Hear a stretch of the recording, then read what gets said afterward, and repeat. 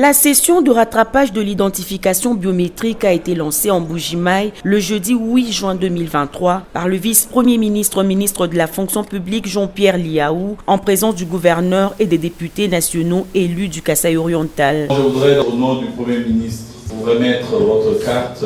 Soucieux de résoudre tout dysfonctionnement en rapport avec les cas des fonctionnaires non identifiés à la première vague, le vice-premier ministre, ministre de la fonction publique, a procédé par une séance pédagogique pour élaguer tout malentendu afin qu'aucun fonctionnaire en droit d'être identifié ne puisse injustement être écarté du fichier. Nous devons être une administration exemplaire, c'est ce que veut le président de la République.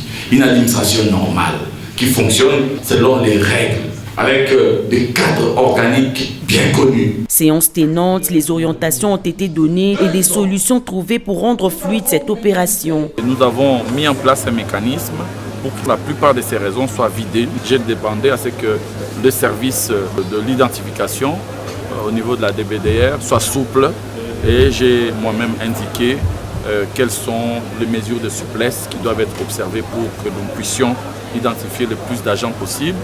Et nous avons donné aussi un chronogramme qui commence au niveau des territoires très rapidement, des jours, avant de rechuter ici à Mbuji-Mayi où ils vont passer 15 jours. Vulgarisant sur la branche des risques professionnels et actions sociales et sanitaires, le directeur général de la SENSAP a été invité à prendre parole pour les détails de cette innovation.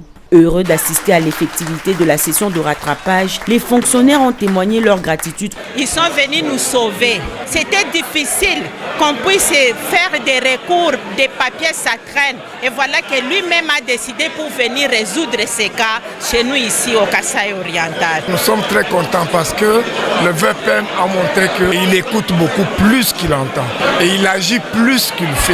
Cette session de rattrapage va se poursuivre dans d'autres provinces pour rendre justice à tous les fonctionnaires en droit d'être identifiés.